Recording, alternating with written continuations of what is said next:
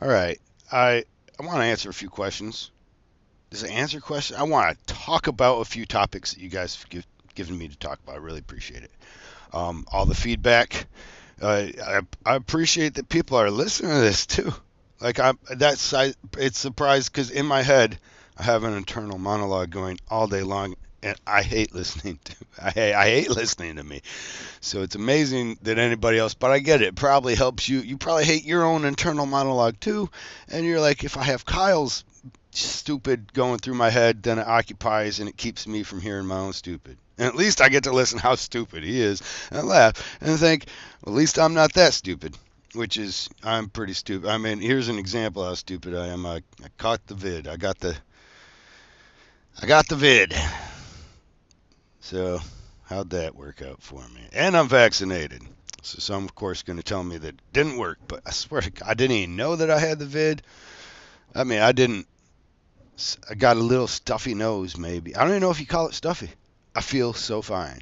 Like, uh, so I think maybe the vaccine's working like that, like making it not so bad. I've had friends that had it really rough, really rough. I got one friend that is more than one actually. Now I think about it, that ain't with us no more, as a result of the vid and the COVID. Should I just call it COVID? It sounds. I thought maybe it was kind of cute once, but keeping calling it the vid really seems. At any rate, let me go on. Um, oh my God, don't you hate that? God, I hate that. I wish I could remove that from my vocabulary. If I didn't have the word in my vocabulary, I bet I would sound a lot smarter, you know? But anyways, yeah, some people have asked me how I got into art, and I wanted to answer how I got into art. At 6 years old, I drew a Daffy Duck. Was it Daffy? Was it the one in Disney, right? No, no, the other Donald. I drew a Donald Duck with the hat and all that stuff, and people liked it. Does that mean people liked it? Well, the teachers liked it, you know. Teachers seemed to like it. Some of the kids liked it, you know. People told me, they lied to me, and told me it looked just like the Daffy Duck cartoon. Like I could start cartooning for him right now, and I thought, right on. Honestly, though, I've kind of felt like, cool, I did that. You're right. It never needs to be better. It wasn't until I looked at it when I was like, I don't know, 10 or 13, and I seen that image come across. My mom had saved it, and I was like, oh my gosh, look at this. This is the thing that made me want to, be involved in art classes. Is this awesome Donald Duck I did, but it didn't look like Donald Duck. It did not look like, it looked like, a kid's version of Don. I remembered like a ribbon coming off of his hat or something like that, I think, or that little tail thing that he had. And I got a couple of the elements right, but it was, definitely not the spot on image that I thought I had drawn. Like if you watch, remember that art drawn thing where you draw a pirate or a cricket face or something like that, and they showed you how to like. I felt like I, nailed it. Like like like if I had turned that in or if I took that test at 6 years old, people would have been like, "Wow, this he's a genius." But I didn't really do a lot with art. Art was always it was a bit of an escape, I guess. But I'd rather play with my GI Joes. That's all I wanted to play with my GI Joes. And I wanted to play with one of my GI Joes. I don't know. Might have been a little gay or something, I guess, because I only wanted one. Maybe I was rubbing his little plastic butt too much or something. I, no, I would give away after I would have like one favorite. I'd be like, this is my favorite GI Joe, and I don't give a fuck about any of the others. And Nathan, that's my brother, have it. It was like, and I felt like, I don't know, I felt like it was worthless then, you know. So like, why even have it in my possession? It didn't even work. It didn't even like deserve to be, because I could fight with my brother's GI Joe guys anyways. I can use them to fight with them. I just needed one dude to be like, that's my dude. He's got a cool mask. I always wanted um the the ninja face one, whatever that guy's name was. Should be on the tip of my tongue, but it's not. Storm Shadow, silent guy. It wasn't Storm Shadow. It wasn't his nemesis. Why? And I apologize, but this is probably going to bother me. Snake eyes. All right. So snake eyes. Yeah, I had snake eyes. I always wanted snake eyes, but like he was hard to get. You couldn't get snake eyes. So I had barbecue. And I acted like he was snake eyes. Just in a different outfit. The guy, the flamethrower dude, because he had a mask on, so I thought it was even up. Oh man, I apologize for getting off topic. A topic of art, right? Well, we're talking about art. I ended up tattooing a kid whose uncle designed or made GI Joe, like Ben Dubé, I believe was his uncle's name, and he made the GI Joe for those guys, but he did it work for hire, which means you give me a contract, I give you a product, it's yours, you own it. All rights. I have no claims over it whatsoever. That is not my intellectual thought, even if it was my intellectual thought. You follow me? It's the same thing that I turned over to Ink Masters, and why, if you look at their coloring book, the Victorian girl that Nunez hated so much because of her high forehead, and that guy was a fucking retard. That pisses me off because he's like, I think her hair is so damn high on her head. It's just, and you're like, I mean, how do you argue with someone who's judging you, right? How do you argue with that guy and when he's being stupid and still maintain his respect? I know some people can do it. I'm not saying like it's impossible. I can't.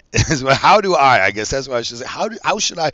Because Victorian women used to actually shave their hairline up to give them a higher, rounder forehead. This being lost on the guy.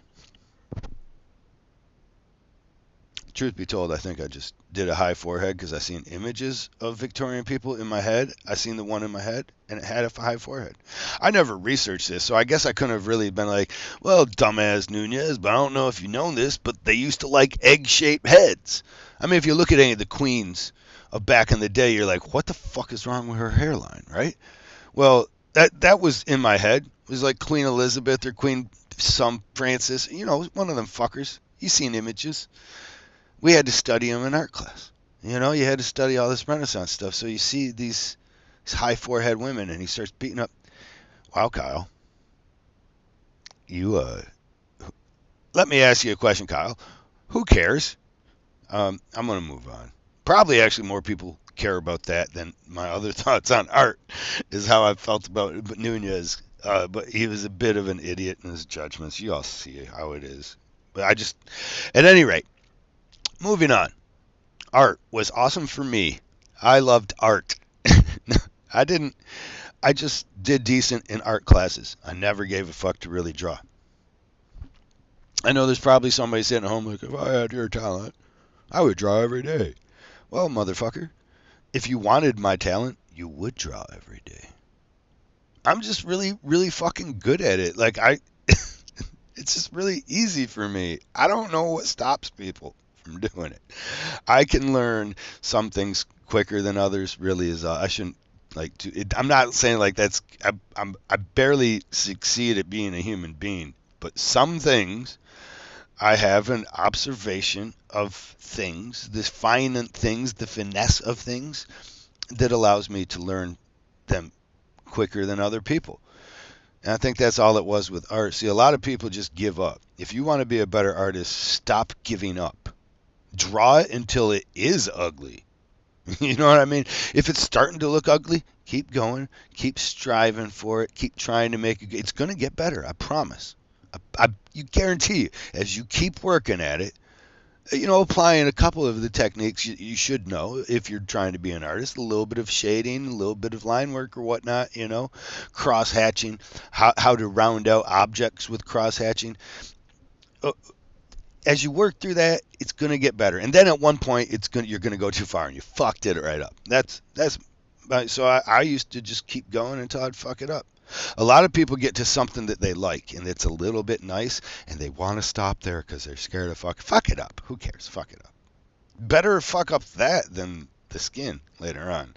Like, learn your mistakes. I learn quickly because I make a lot of mistakes. That's probably what I should have led with instead of all the highfalutin, grandiose, and arrogant sounding speech about how I learn things quickly. I just make a lot of mistakes quick. I'm not scared to run headfirst into a fucking brick wall and then be like, oh, that hurt. And then oh, well, there's a door. I'm going to go through the door next time. Most people would like feel around and be like, oh, I think this is a brick wall. Maybe there's a hole somewhere. I'll look for it. So if you want to be a better artist, I'm going to tell you that. Stop giving up. Everybody can. Betty Edwards will teach you that. And if you want to be an artist as well, read Betty Edwards books. Bern Hogarth, Betty Edwards. 2 names to know and follow on the Twitters. They're very active. I think they're both dead, actually. Betty Edwards might still be alive, but she's an old lady now.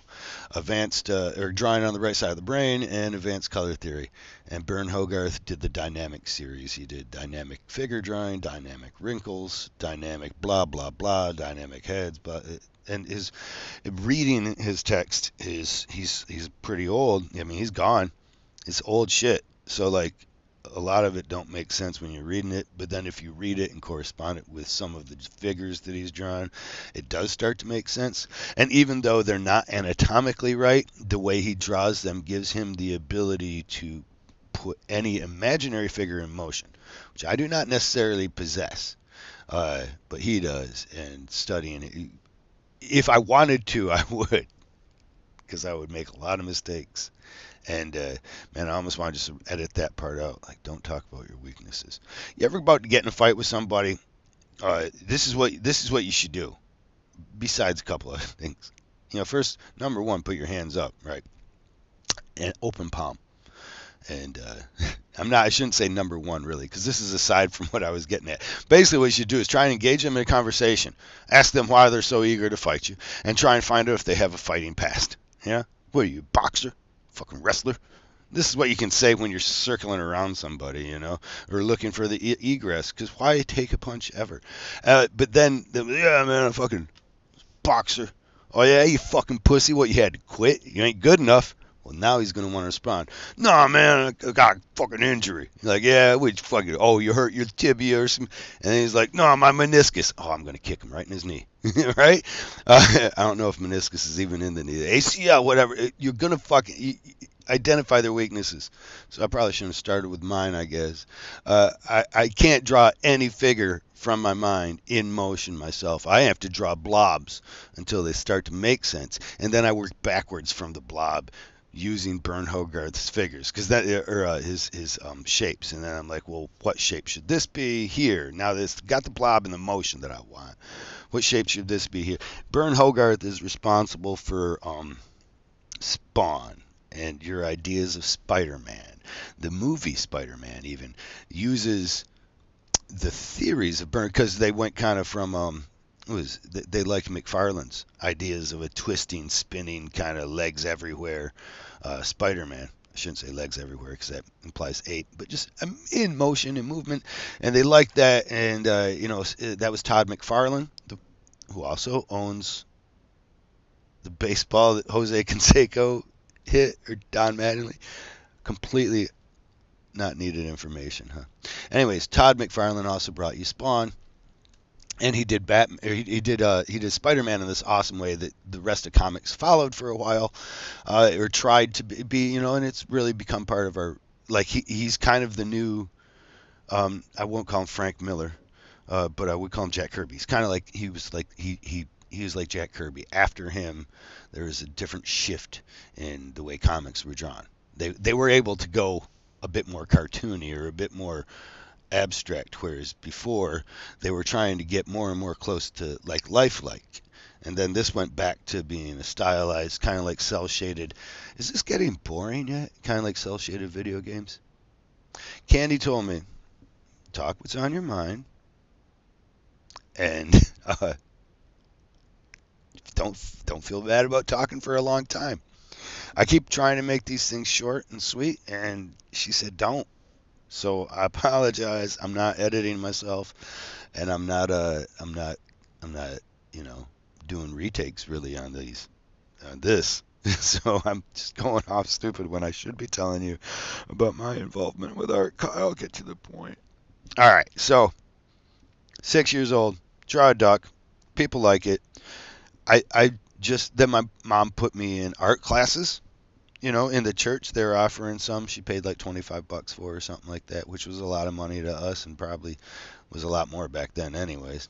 I don't even know if it was that much. I know that they bought a couple of books for me about perspective, and we got to sit down with a girl at the church, and she showed you how to draw. It was cool. And I still didn't know. The hardest thing for me has always been what to draw. I don't. I mean, I want it to be important, or that's my problem almost. And it's so important. I know that I'd never be able to think of it. I'm too simple. And it's not important, when you try and draw something that's broadly important. Some people are really good at it, like Banksy's. Wow. I mean, that seems to be thought, a lot of thought in it. Like I don't know how he thinks through the medium to convey a message. You know what I mean? That's why when I ask people for input into their tattoos, I ask for those three things. I want the direction, or excuse me, the emotional direction. I want the subject, and I want a style that you like. Uh, but Banksy seems to just he doesn't need that. You know what I mean? He just does it, right? It's beautiful. That kind of level of creation is beautiful. Um, we're all artists. I kind of have that belief, and some of it's just bad. and and it's not about art necessarily so much as like, okay, we go on through classes after classes after classes of art. We get to elementary. I shouldn't say classes after classes. Interest, and so that would be I would get to do classes. We didn't have a TV growing up. My dad threw our TV out. I think it probably broke before he threw it out, and he's like, I don't have the money to replace it. Fuck that. And I think we were given the TV also, the original one, but we didn't have a TV. So like I always just wanted to watch movies. Kids would come into school and they'd talk about the latest movie. Oh my God, it just sounded so awesome. And there was no chance of you going to see it. We went to try to see Star Wars, I remember once, and the line was too long. My dad was like, fuck that.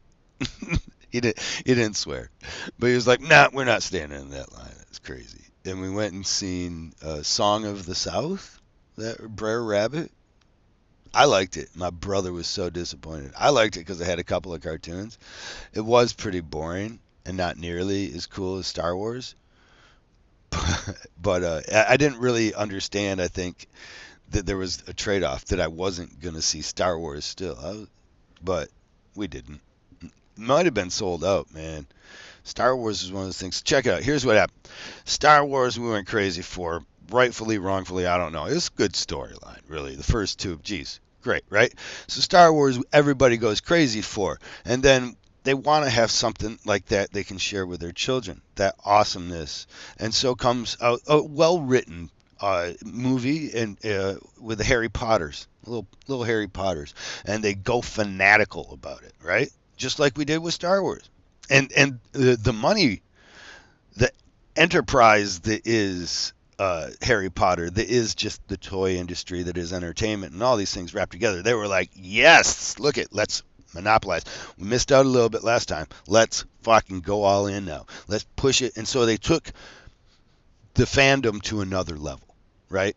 And aided because the parents, like myself, we remembered Star Wars and we were like, that was awesome. Let's do that. Let's give that to our kids. And then Twilight came out. Now, bear with me. Which sucked. I don't know. I couldn't get past 20 minutes of it. I actually turned it off. I was like, I can't watch people walk past each other with a blue screen filter on and then just in slow motion. Like, is that they love each other for love at first sight? I'll understand later. You know what? No, I won't. I don't have that much time to invest in this shit. I'm a terrible, terrible moviegoer. I expect too much. But I couldn't watch Twilight, but it went fanatical, and maybe not deservedly so. It's decent, but I think more it had the novels behind it, so people could read ahead and they knew, and that became a thing. You notice how people liked that about Game of Thrones too. Kind of already knew what it was, and then they'd be like, "Oh, it didn't follow the book. The book was actually better." Here, let me help you out with something. Books are always better because they're internalized. Listen, if you want to really make a comparison and try an apples to apples, the comparison of books to movies, then I want you to go ahead and read 2 hours of a book and then watch 2 hours of the same movie. One's going to be way more entertaining because it's going to be finished. You know, you're gonna, yeah, one's gonna be like, I was in it. Well, yeah, because you're reading, it's in it, but it's also moving so slow, you know? And not that that's a problem. I'm not saying, if you like to read books, and I like to read books, I just don't, maybe I don't, I guess I don't like it too much, huh? But that's, I guess because my analogy has always been that. It's like, hey, I ain't got that kind of time, man. Yeah, it would be better for me. I get it. Cool. Uh, I'll wait till the movie comes out. But that fandom that we instilled in our children, that went on to Twilight.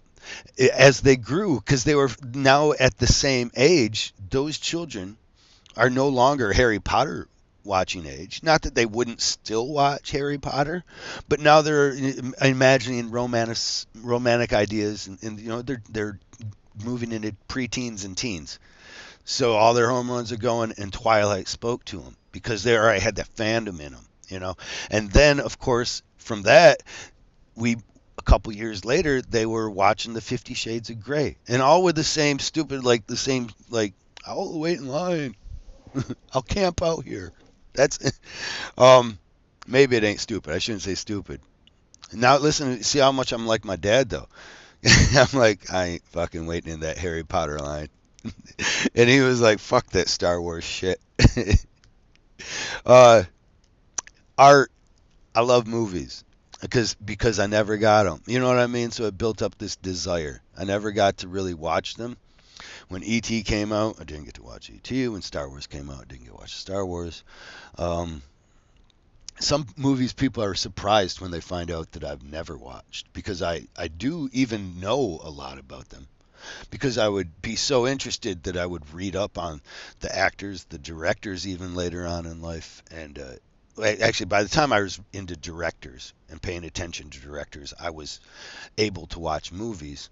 I wasn't able to choose those movies. So even after we got TV, um, we didn't have cable. And so, and we, there wasn't really like video stores. So I was just watching whatever could come on, uh, the cheap channels. Which you still watched a lot of good movies. They would put old. It just had you had to watch with commercials, and it was some old ass shit. But they had some good old movies. That's how I watched Citizen Kane. And through Citizen Kane, maybe got an idea that people liked movies like I kind of liked movies, because I did think it was good. I didn't feel like it was great, but I liked having that knowledge to be in the conversation of movies made for the sake of art, not just for the sake of entertainment. Movies today that I like, I don't know. I mean, I don't like a lot. It's like music today. I don't like a lot.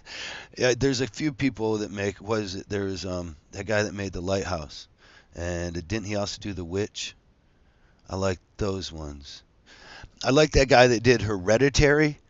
Uh, I think he did a Midsummer. Man, I love that Midsummer. And if you guys don't know these movies, just look them up. I don't.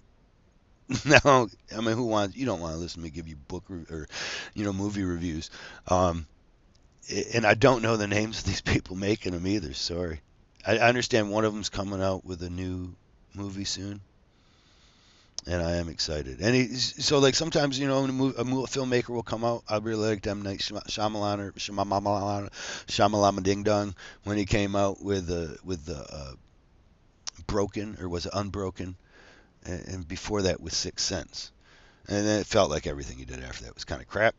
But man, I liked those movies. They had an artistic feel to them, and they had that little switch in, that like, oh, he's dead. Oh, he sees dead people. Oh, I get it. You know, that was good. I was into him for a minute, but sometimes they do this. Directors just, yeah, sometimes they do it. Sometimes I give a fuck more what directors do, or what movie's coming out because of the director, or because who's involved with it. Generally, not the executive producers or the producers. You know, I mean, from the people who brought you. That means the producer. You know, if they say from the director that brought you, Guillermo del Toro, I think, does great movies. Didn't didn't he do? I mean, Shape of Water, I didn't care for as much as others that he's done. Um, didn't didn't he do that Mama one too? It was so awesome. I like it because I didn't realize I would like it that they would use lead like female leads, especially child female leads, because they make you feel more helpless. I kind of like that with like so Pan's Labyrinth. Man, I was in love with that for a while. After that guy's got his face smashed in with a wine bottle, I was like, all right. That was like my Braveheart, that moment when you're watching Braveheart and the girl gets her neck slit and you're like, oh, I thought he was coming over the hill to save her. You know, now I'm watching this, you know. Or like in Game of Thrones when, what was his name, was Ned, right? Or Ted or the Stark. When the first Stark died, you were like, oh my God, I can't believe they killed off such a well-rounded character. You know what I mean? Like they took all that time to invest into him, and then they just killed him off. Like fuck you guys, by the way. Uh, love that. And so movies are important to me. You know, I don't do a lot of movie tattoos. Those maybe that's surprising, maybe it's not. I like realism. And I like doing movies. I just for some reason I don't talk people into them. I feel like I like doing things that are more personal for people. So unless they are a great audiophile, and I just had or audio cineophile, I haven't ran into so many people who like myself love movies. Or certainly, I guess it's because I only love stupid movies. I don't really love things that are oftentimes loved, you know. I used to have the favorite movie was Brazil. Man, I thought that movie was great, and I still like Terry Gilliam, but as a director. But Terry Gilliam used to be the cartoonist for Monty Python's, all that paper cutout stuff. The guy that did 12 Monkeys and Baron Varsmussen or something, right? Time Bandits, I think he was involved with. And one of my favorites, probably still, Robin Williams. Certainly one of my favorites. Robin Williams was The Fisher King. The Fisher King with the dude Jeff Bridges in it, and Robin Williams. A great movie by Terry Gilliam. I don't know if he wrote it. He directed it. I feel like when you write the movie, yeah, of course, that means a lot, and you can follow that. But when the translation to, you could have a great script or even a great, not necessarily a great script, but a great book or a great story, and then you give that to the wrong screenplay and the wrong director, and that's a shit show. You know what I mean? Just completely shit on your movie. Possibly like Judge Dredd. I don't know if you've watched that movie. I didn't. I didn't watch. Didn't they make a second remake too? That I heard was better, but I didn't because I still love Judge Dredd from the Anthrax days. Uh, and a tie-in that not many people know between Anthrax and David Lynch, director David Lynch, the broadest Twin Peaks, Fire Walk with Me, and so many other ones that the movies that are hard to understand. And Eraserhead, which I watched, but I don't even pretend to understand it. I'm not. I because I don't even want to. I guess at the point when I'm talking with people who like film, and then they start talking about Eraserhead and they start sucking David Lynch's dick like that, I'm just like, I'm sorry, man. A lot of that shit was just made to be stupid. I feel like David Letterman felt about David Lynch. Like he's just doing it to be weird, right? Like he's just like that's why he's doing it. Like for no other reason. And he's not just doing it just to be weird. He's like being like, is that weird? Okay, now let's turn up the weird. Maybe to make people uncomfortable or something, but didn't care for Eraser. I did like Twin Peaks. I liked Fire Walk with Me especially, and the series. The Mulholland Drive and stuff like that, I barely even remember them. I remember that they were weird. I didn't hate them. But I did like, was it Black Velvet? I think that was the name of it. A candy-colored clown they call the Sandman tiptoes through my room every night just to sprinkle some stardust and to whisper, go to sleep, everything's gonna be alright. Dean Stockton was in that, and he sang that song to Dennis Hopper, who kept huffing gas Like nitrous, I'm guessing that he had in his pocket. He used to keep the nitrous with him. That was a weird ass flick, and it was good. And the tie-in with Anthrax is if you watch that movie, you'll remember one line. Now it's dark, but I can't see. Don't you fucking look at me. Now it's dark. I can't see. Don't you fucking look at me because I am one well-dressed man. So the well-dressed man in that movie, that was his name because they didn't have a name for him when he was going over the stuff with like the FBI or the CIA or whoever the detectives. So they called him the well-dressed man, and he would huff that gas and be like, "No, it's dark. I can't see," or something, right? Like that was just weird. And then he'd start doing some weird stuff. That was a weird ass movie. But anyways, to me, how awesome it was to like a band like Anthrax, to love that song, but never have watched that movie, and then start getting into movies, and then seeing that some of my heroes also liked some of the stupid things that I like. I thought that was cool. I guess you guys don't think it's cool. Oh wait, there's no applause. There's no feedback on my phone. I forget that. Which is what I'm recording this onto. Art is cool. I like art that changes things, changes your viewpoint. And it's hard to do with tattoos, except for me at least. I feel it's hard to do with tattoos. You can do it, but I feel it's best to start a good conversation for that person to have, because a person will be able to make those changes in somebody better. With if I was, people have asked, I said I was like a theater kid. I'm not. I shouldn't have said that, because theater kid implies that I was on stage or something, I guess. And I was actually, and I loved it. I did fucking love it. But when I was growing up, I was a little heavy metal stoner kid, right? It made it safe. I didn't know what the world was supposed to be, and I knew that I couldn't be what other people were that made it safe, like to blend in and to not be crazy, to to escape the banalities of life or whatever. Um, I couldn't be the preppy. I couldn't be buying the shoes. I couldn't be dressed well. That was not gonna. That wasn't in it for me. Going to the mall was not a thing that I was gonna be able to do. So the easier thing to do was to be into a style and of like heavy metal. Is that me? I think that's why. I mean, and also heavy metal is awesome. Uh, at the same time as I say that, though, I don't listen to it too much anymore. Um, I listen to a lot more Stevie Wonder than I listen to heavy metal nowadays. But there was a time when it felt like the only thing, like if you didn't like if you told me Stevie Wonder was cool back in there, I'd be like, you know, it was under my breath. Just like, okay, this guy don't know what music is. Good music can't be understood. It hits you like a fucking fistful of nails. Pow! That's what it was. I loved Anthrax, Ozzy Osbourne, Motley Crue kind of got me into it. There was a time when I was younger, I was only allowed to listen to Christian music. And we were allowed to listen to Christian rock, which, I mean, come on, Christian rock. It was like Resurrection Band, and Striper. And these things weren't weren't heavy. And I think I got a Motley Crue album and then an Ozzy Osbourne Blizzard of Oz album, because it was after they had already come out a long time ago, so like they were finally cheap enough for me to buy. And I got those albums, and they were awesome, fucking awesome. That was where I was going, right? And then I started getting this idea that I heard about King Diamond.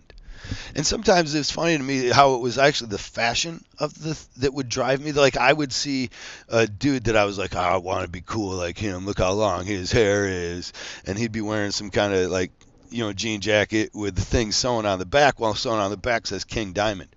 So I immediately like King Diamond.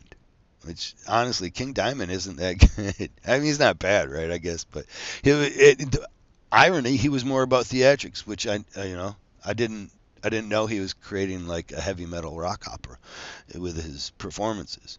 I just saw an awesome looking back piece on somebody's jean jacket and thought that's awesome. That's cool because of the style, which I mean I think we all still do.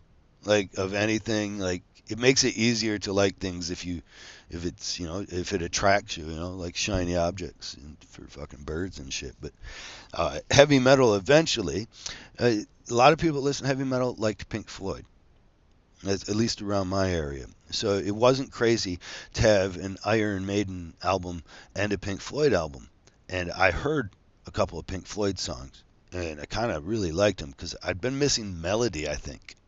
I had that. There was no soft lullabies, um, and I had no like hmm, no volume down. No, everything was just up, up, up.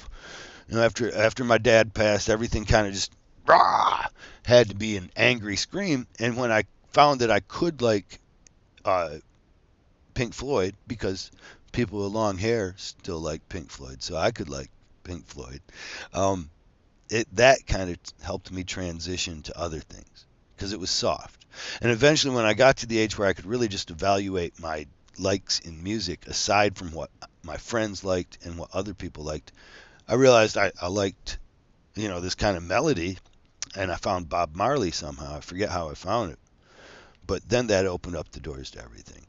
After Bob Marley, he did Whiskey River, and that led me to getting Willie Nelson with Whiskey River. And I thought back, I always liked that "You Were Always on My Mind" song that would be on the commercials for selling you songs, you know. And so I don't know. Eventually, I come to this place now where I try to like be open to anything, but new stuff is really hard for me to be open to. Maybe because they're pushing, probably because they're pushing the envelope, but a lot of it too just seems. I shouldn't say because they're pushing it. No, that ain't when I like it. Well, unless they're pushing the envelope back and getting back inside of it, because a lot of this new stuff is just all this tested cream. I mean, we know how to make interest in money, and so that certain stuff we look for and it rises to the top, and then here's your new fucking music, so I kind of like to go back to the basics of it, uh, with stuff like Stevie Wonder, Ray Charles, um, James Brown. Fuck, I love that stuff. uh, what I listen to, I like Highly Suspect now, as well. I'm trying to say some of the breadth, I guess, of music that I like and listen to, and some of that is I don't know if you've heard of band The Goddamn Gallows. If I jog, I like to listen to The Goddamn Gallows. When I'm tattooing, I like to listen to Go Go Bordello or Stevie Wonder, a bunch of the old Motown type stuff, or Go Go Bordello though. It's like two different kind of moods for me, it seems. I'll go to pick it up and the phone and try and pick what do I feel like listening, and eventually, it's either going to be those two usually while tattooing. Like Gogol Bordello, the Gypsy Punks. You got to kind of like accordion. Here's what I think I like actually. I like wedding music. I like wedding music. Stevie Wonder does a lot of wedding music. I like it. I like a lot of country songs that make good wedding music. Is that true? Not really. No. Does that stuff make good wedding music? I don't think so. Not the stuff I like. And then I like celebration type music. Celebrate good time. Come on. So all that kind of it makes me feel happy and forget that I'm going to die alone for a couple of minutes. I like that. I like forgetting about death for a minute, even though I was constantly trying to remind everybody else. Some kind of asshole there. However, art developed. I think I fell into tattoos. Like this is right for me to do because I don't have the desire to draw. I do have a skill, but I don't have a desire to really draw. I don't get it. I don't usually end up doing a painting until something strikes me. My latest painting is inspired by a friend of mine's tongue splittings, and he splits tongues, in my opinion, as good as anybody in the world, man. And they last. I've had friends that got their tongue split and they grows back almost. But there's man, this guy, and so I wanted to make him. He bought me I like ICP. I know it's a problem. But so he bought me some coffee mugs of ICP back in the day, and so I was like, I kind of want to get him a gift, but a better gift for an artist to give is, of course, something that I can create. So a small little painting I did started with oil of one of his tongue splittings. It was like oddly sexual, and it's like in the process of the tongue splitting, or after he cleans it up, he sews, sutures it up, and then he takes a picture. And this one was slightly sexual and still that kind of horrific, kind of like, oh my God, it's this tongue split. So I like that. I had a little lipstick to it, so I'm sure he doesn't have lipstick on the girls when they're getting the process done. Um, so it has to strike me though. That's why tattoos I think are awesome for me because people come in with the idea. They're like, hey, let's do this. You do this, and then through the process we figure out what's good, what's not. For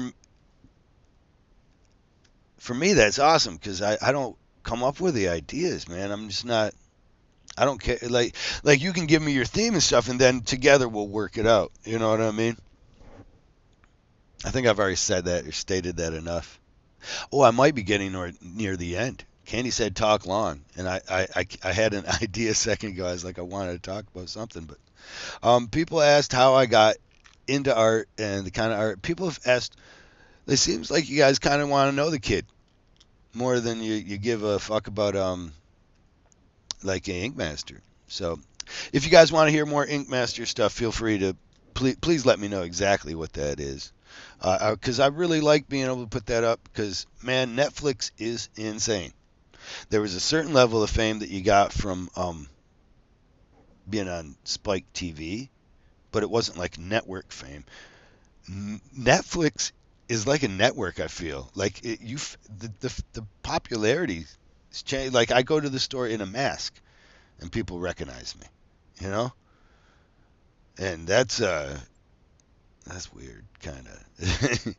I really thought I liked the masks because it gave me a bit of anonymity. I sometimes at the shows when it was really popular and hard to go to the bathrooms, I like lucha masks, so I would keep some lucha masks with me at the conventions, and then I'd be that guy running through the thing with the lucha libre mask on. And it feels 100%. It's so cool because you're incognito. Even your friends don't know you. It feels. I like that. Like I'm invisible. Like you're inside of a fucking a Horcrux cloak, a cloak that's of invisibility or something. Hmm? I was trying to bring it back around because I kind of started with a the hairy pothead. Uh, but yeah, I got the COVID. As you can see, it's not treating me so bad. As a matter of fact, I'm gonna go out and finish remodeling my living room. Finish and continue remodeling my living room right now. Um, so it's not so bad for me. I think that's because of the vaccine. I don't know. I have no idea how it would have been for me, one way or the other. I what I'll probably talk about this again. I'm going to say it now though, because it's always kind of on my mind. I not mad at you, whatever your fears are that keep you from getting a vaccine, or whatever your fears are that make you get a vaccine. I'm really trying as I get older not to be mad at people for the way they see their fears, or the way they choose to address them. Because I think everything in life is fear. Like, why do you eat? You're scared of starving. You know what I mean? Like, at least I can bring it to that motive for almost anything. Why you fall in love, Kyle? Oh, well, you're scared of dying alone. Even though we all die alone. But why do anything? Generally because of a fear. Why get tattooed? Was fear of not knowing who you are, fear of not experiencing it, fear of not being a part of society, fear of not being part of a club, of a fraternity of people who have gotten tattooed, fear of not being accepted, fear of not having compliments. I mean, it could go on forever and ever. And all these we could argue them, but I believe it's easy to start there. So fears, I think, so like I got the COVID because of the COVID vaccine because of my fears. Not for the fear of myself necessarily at all, actually, because I mean, the COVID came out. I'm a healthy ass motherfucker. I do okay. All right. Uh, I mean, I'm no vegan, but I eat a lot of vegetables. I still eat probably too much meat. Uh, but I'm a healthy. I work out. I worry about my gut health. I worry. I work out. I just watch that stuff. I always have. And so I think I was going to be able to take on the COVID with or without the vaccine. I don't know if I would have done this well because I didn't even know I had it. My son had a cough. He didn't get the booster shot. I did. Um, I got the third one. They call it a boost. I don't know, whatever it is. I don't even want to understand it. You know what I mean? I just want to say, hey, these smart motherfuckers said take it, and then a lot of these other smart motherfuckers saying don't take it. And I haven't had a will to vote for one way or the other. It hasn't changed. If anything, I think I've gotten more in the middle. Like I haven't gone extreme left. I don't know if that's what people are scared of. Is like it's gonna make me a liberal. Uh, that's gonna happen. I've been hating them. I feel like sometimes don't when you don't accept even something or you can't accept anything coming from that, then you almost push yourself out of the conversation. You know, and that's kind of so honestly the way I feel. My fear was that people weaker than me, people that I love that are weaker than me, probably moreover, uh, might be hurt by this COVID. And so I'm willing to do things that might sacrifice my own health for the betterment of those people. And then I also kind of saw that as a patriotic thing, is like, well, I mean, as a patriot, I care for the well-being of other Americans.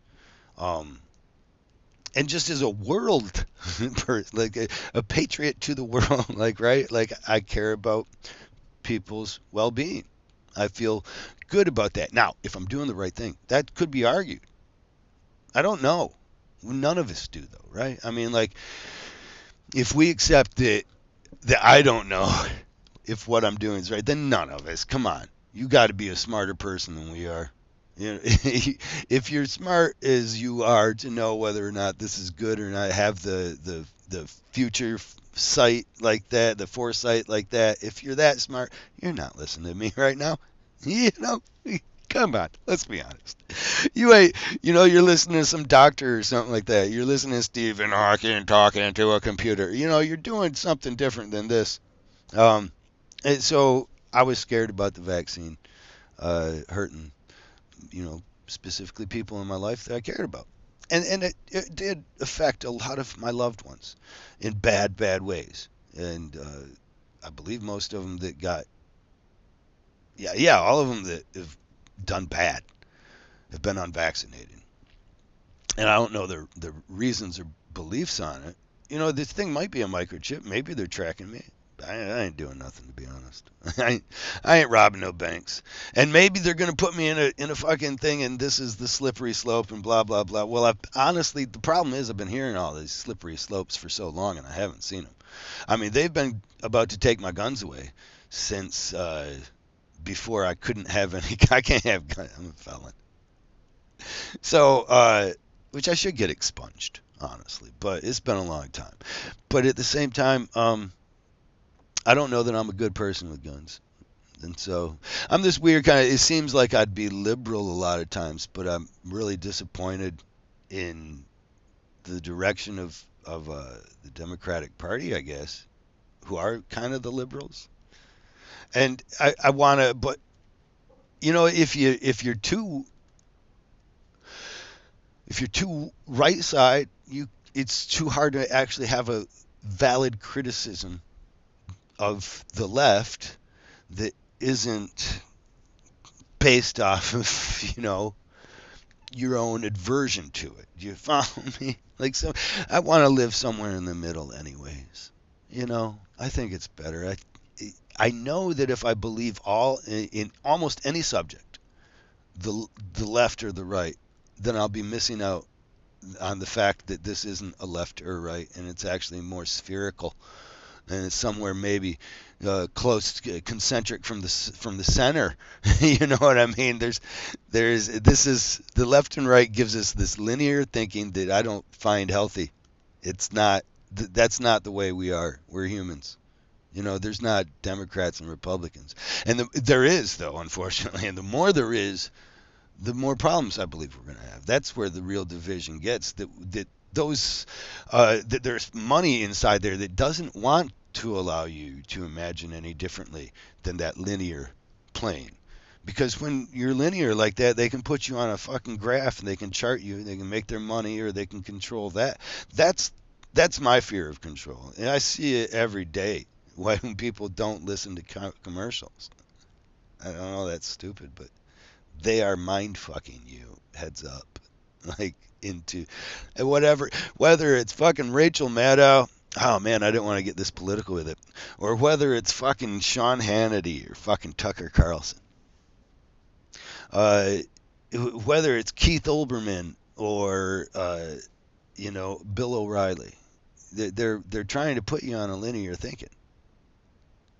You can hear it. No, I mean there's true journalism out there still, but it's not rewarded the same. You follow me? Because we don't. Here's everybody complains about the media, and the funny shit to me that we don't we miss the part. So like the media is us. Listen, you start telling me a story, okay, about the best, coolest shit, let's say about religion or something, about how God's touched your life. Cool, that's great. And at the same time, somebody else starts talking. Oh, should I do it? Yeah, you know what? That's what I'll say. And at the same time, somebody else is talking about how they kick fucked a girl with cerebral palsy. And you're like, what the fuck? I mean, was she into it? Like, see, exactly. You're already more interested in that. That's us. We go towards the bad, right? There's two wolves. No, there's not. That's linear, Kyle. There's a bunch of fucking wolves, and they're all fighting, right? And the one that wins is the one that gets fed. So that's inside of you. That's inside of society. That's inside of everything. The one that wins is the one that eats, right? They're all fighting, probably fighting over that food. So what we reward, it survives. That's why we hate the media, because the media became that ugly wolf. But at the same time, even as we hate that media, we're fucking still paying into one side of it, to some part of it, the most basest side of it generally. If you hate the media, it starts inside of yourself. It's looking at that man in the mirror and making a change. First off, don't go there. You find any anger or hate on the things that you're doing, don't be doing that. Why are you trying to raise your cortisol? And I'm not saying that you should be uninformed, but I am saying that if you're having that much anger and hatred, then maybe you're being misinformed. Hatred is one of the best ways to control people. So it's like we think about the vaccine. I'm waiting until they fucking maybe they're going to flip the switch. I'm going to Manchurian candidate and start taking out politicians or something, or vice versa. Maybe I'm just going to get in line and accept everything because of it. I've heard different things that are supposed to happen to my brain because of the vaccine, but I feel like I haven't seen it, and what I have seen is a mind control that's put out there by things that make sense, that want to control your mind because they make money off of your mind control. Like just direct money. Like why go about all these hard ways to get money from you when they can get direct? Which I don't doubt that they're going about those long-term ways of getting money from people. I've seen both sides of the political spectrum in America kind of do that, where they go after their constituencies' money. Like welfare ain't helping people get off welfare so much, um, and and that seems to be what the left seems to work with. But that does help out possibly. Man, it's so crazy when I don't even want to think about it already. All right, don't even want to think about it. I'm not the guy, right? Like I'm an artist. Getting involved in political conversations are sometimes above my pay grade, and I just got to stand back and admit that. And I don't want to get down into it because it sounds like it's just going to get me all fucked, right? I get angry at politicians, and possibly rightfully so. I've watched them set up corporations to do better, and some groups to do better than others throughout my life. And I haven't felt myself being inside of that group so much as I would maybe like. I bet I would complain a lot less about how some laws are benefiting groups if I was in that group. But I've so rarely been in that group. And at one point, too, from my own choices. You know, you get your throat tattooed, you're kicking yourself out of some of these groups. You know, they don't just welcome you in. Uh, so I get it, but fuck them groups, too. I'm trying to be a Kyle. You know? I'm trying to be a me, actually. I'm not trying to be everybody else. Everybody that knows how they feel is probably fucking wrong. You know? Like, we have to be able to accept that we might be the one that has it wrong, or we're definitely going to have it wrong. Certainly from somebody's standpoint. Whatever. Now you're talking stupid, Kyle. I appreciate you guys listening this long. I almost got an hour of just stupid. Thanks for asking me about art. I'm going to try and give more direction to some of these, and I've got some plans. I don't know. I've got some plans to talk more about this vaccine and politics, actually, I guess. If it is politics. Is that right? So prepared to be pissed off at me. I apologize. But as you get to know me, one thing you'll find out is that you probably don't want to. So if like it's both ways. Like my son is a bisexual, and so I get chastised on misusing pronouns, and tranny is a derogatory term. Um, I didn't know that. I swear I just didn't. I'm just ignorant. Okay, it takes some time to know this shit. So that's where I'm at with it. I it, I, it, I don't feel like super conservative, but I do get chastised for maybe not being liberal enough inside of my own house. Is that I don't even know if those are liberal.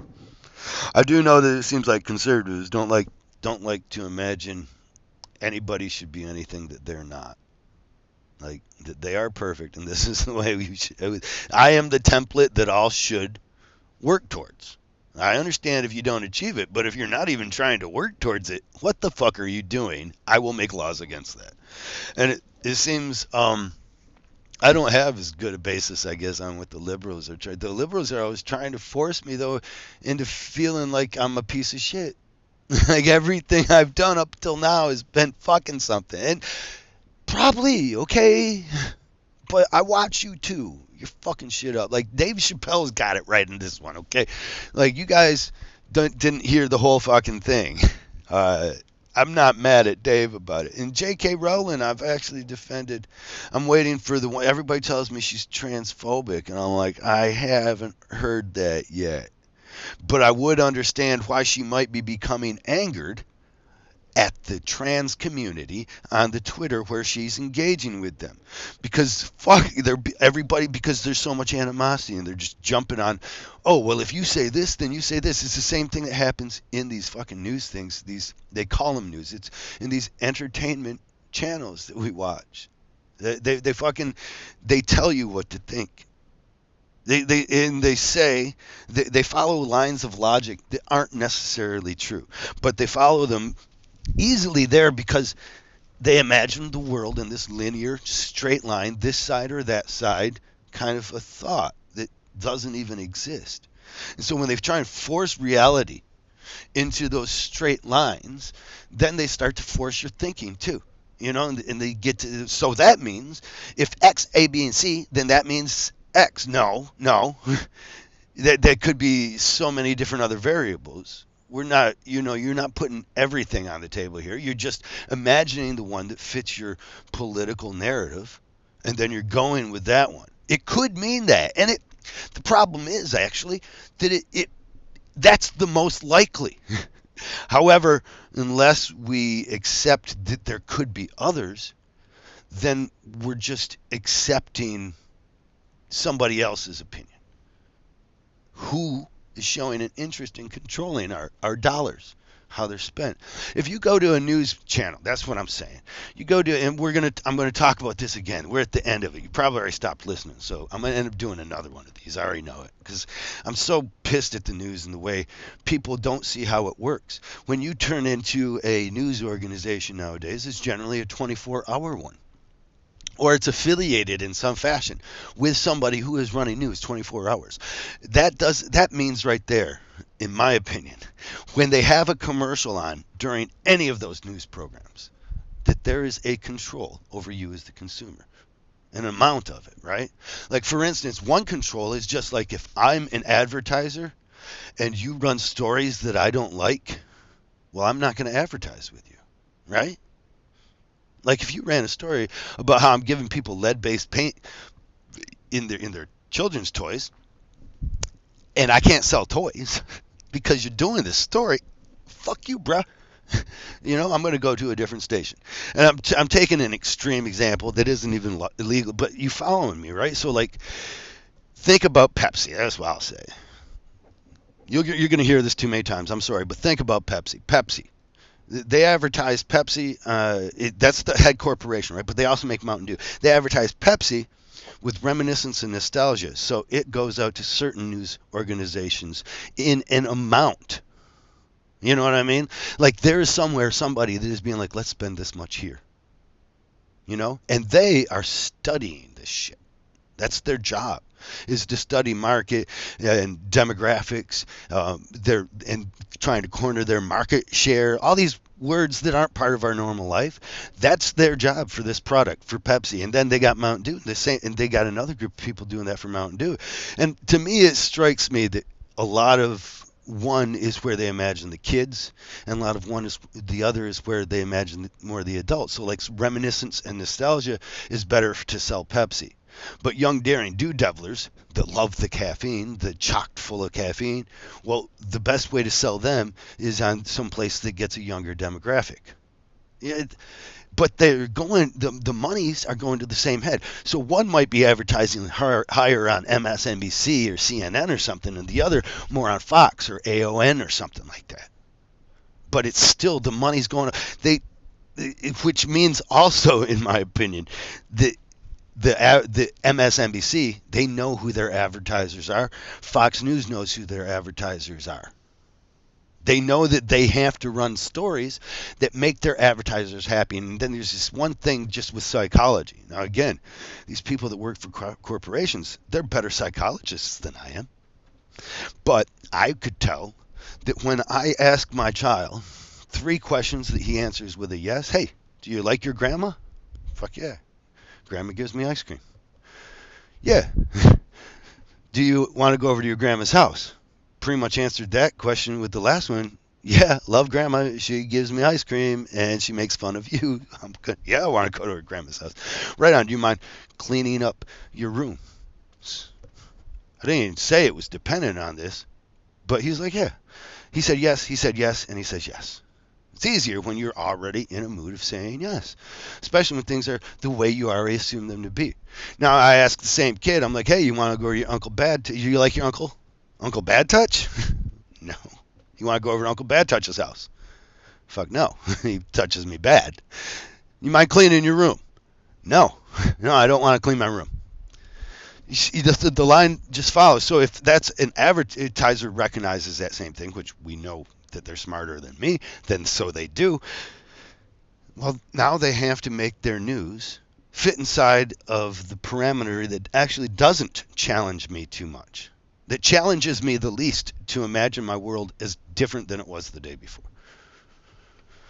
Does that make any sense? That's where I get frustrated. My own aunt, this woman I love and have loved forever, she's taught me a lot throughout my life.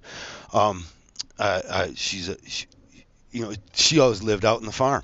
And so that's where we got our farm culture. It's the first time I ever seen chopping the head off a chicken, tipping it upside down so it didn't run away. You put it in a bucket, 5-gallon bucket upside down, its legs keep kicking. and it bleeds out a little bit. You're already starting. I that was their farm life, and eating the chicken. Okay, somebody's going to be mad at me for not being vegetarian enough. We ate that damn chicken. I think there's something much more wholesome about killing the thing that you are going to eat yourself and raising that thing too.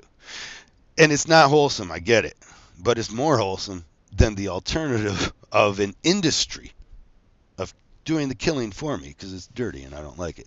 You should at least get your hands dirty, right? Now, at the same time, I don't get my hands dirty, and I do eat meat. I should be a better person. I know I'm sick.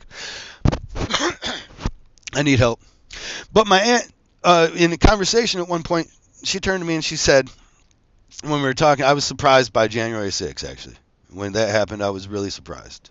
I kind of was more surprised by several aspects of it because I was like, I seen that we were headed there, and I didn't feel like enough stuff was done to stop it. And then we were there, and now I feel like people are trying to act like it needs to fit into their political narrative somehow. No matter what, it was good or bad, it was fucking freaky, yo. But so she stops me and she says, "You know what I like?" She says, "I like the AON. No, Epic Times. Epoch Times? Epic Times? I like that Epoch Times." That's what she said. The Chinese Mulan Gone. Is it Mulan Gone? Am I pronouncing that right? Chinese-owned Christian publication.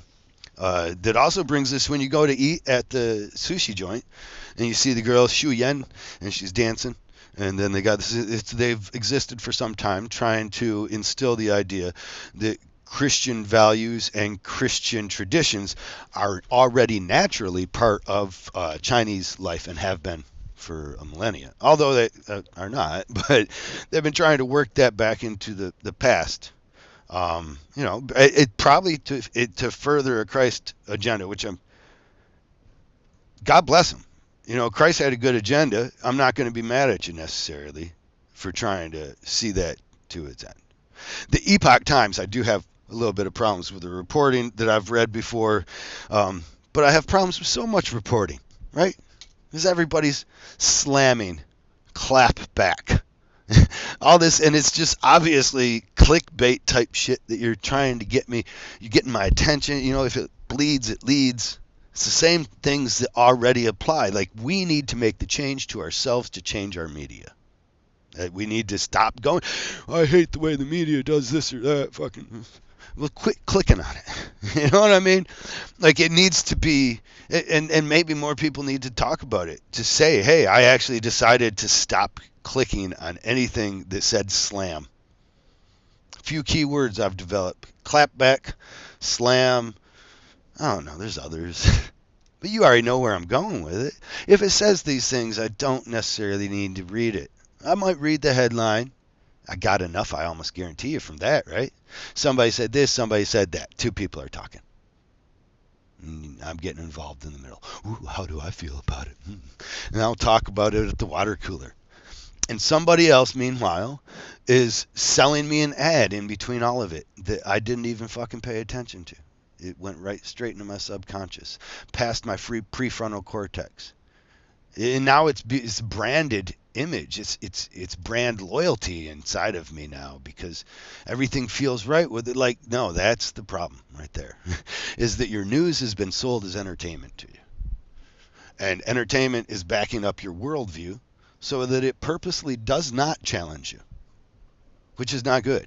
Your worldview needs to be challenged for you to be right. Otherwise, you're not being tested in it, So that's the problem with knowing me. I'm going to challenge your worldview. And get prepared. If you're going to continue to listen, then I'm sorry. Then I apologize for everything. But I can't talk for too long without talking about ideals that are bigger than, small trivial shit. But right now I need to go do some small trivial shit and remodel my living room here and fix these blaring gaps in my ceiling where the wind is just flying through. Holy shit, I had no idea how poorly insulated this window was. But it is bad. All right. Thanks for listening. You made it this far. I feel like you should get something. Actually, if you made it this far into this recording, I will promise you, I will postage pay to send you some artwork. All you have to do, oh, inside of a certain amount. Maybe I'm crazy. Maybe this is actually. Maybe you're gonna. I up to a day. Okay, like you have 1 month to email me your address and say for the artwork, and I will for the free artwork, and trust me, that will. I will send you some artwork. Send me your address, and I will send you some of my prints that I have.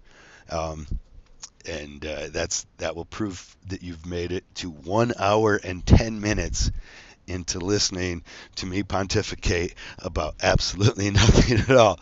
And also, unfortunately, I will know what a loser you are.